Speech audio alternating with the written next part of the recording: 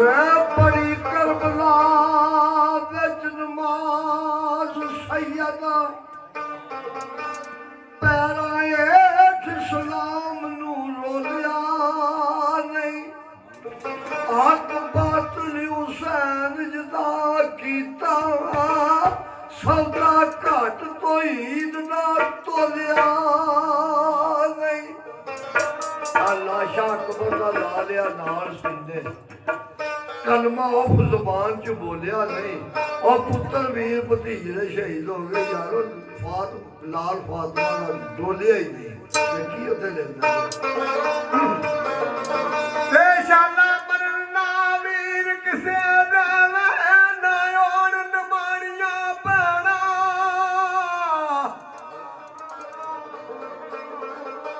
ए जिस पैण दा वीर नी कोई हो सकी दुनिया